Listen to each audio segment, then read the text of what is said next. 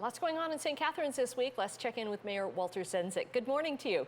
Good morning, Annette. How you doing? Very well. I was reminded how beautiful your city is. I went there on the weekend to visit my nephew and his wife who live in your beautiful city. So, yeah, thank you very much. I need to get down there more often. We've got great people doing amazing things here, so Yes. Thanks for the compliment. Okay, let's talk about the great people doing their work at Seymour-Hannah Clinic. Yes. It had to be shut down yesterday. Is it reopened today? Yes, it's reopened today. It was a supply issue. So prior to the shutdown, all of the people who had registered for a vaccination shot had been contacted. And it really does show how many people in Niagara are actually getting vaccinated. Over 250,000 vaccines have been issued at that complex alone. So, it shows you how effective people and that the people working there have been, and also the uptake that we have here in Niagara for the vaccine. Right. That clinic has been such a bright spot in all of the pandemic, I think, right? When you see, especially with the post-it notes there and just the gratitude that people have been showing. It really put St. Catharines, Niagara on the national map. And the creative team there came up with something that really does capture the beauty of what's happening, both in word and in color. And so, I've gone there a number of times, and every time I see people with smiles on their face. I see people who are grateful. The people are thanking the staff for what they're doing, and I'm hoping that when we get through this, there will be some kind of living testament to all the work that has been done. And I think all of those post-it notes will come into play as we come out of COVID-19. That would be awesome. That would be awesome. St. Catharines lost a big piece of its history this week as well with the burning of the Welland House. Yeah, the Welland House, and that has been a part of our community since the 1850s. It was a place where the freedom seekers coming up from the Underground Railway would find employment and would gather. It was the first Girl Guides meeting in Canada was held at the Welland House. It has been the visitation for presidents and prime ministers.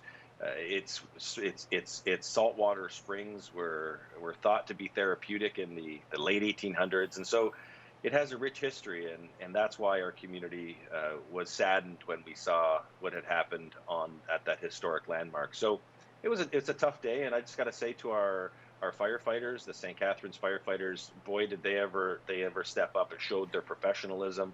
And the Thorold and the Pelham units that came to support it was really a community effort to ensure the safety of our community was first and foremost. So a big shout out to our firefighters.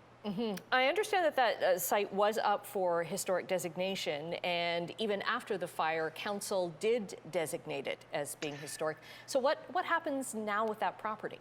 So it's interesting because a year and a half ago, it was actually approved to be designated by the city of St. Catharines. And so from that point forward, there was some, what would be, I'll say, process issues that had to take place. So we had done it a year and a half ago, and what was in front of council on Monday was what I would say is the final step between what would be the owner and the city of St. Catharines when it comes to that heritage designation. So we had committed a year and a half ago to designate that, went through the process, and then the final step was Monday. And from a legal perspective, it was important for us to finalize that last step as we move forward, because that is an important corner in the history of St. Catharines. And we want to be able to ensure that whatever comes up out of that now vacant space will be representative or can include the historic nature of that location.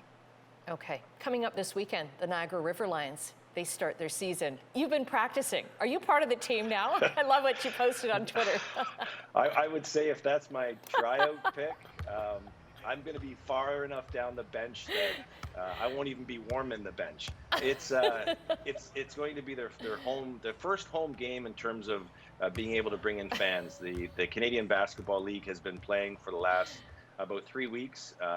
They're back here in St. Catharines, so we're expecting up to 1,000 people at the Meridian Center.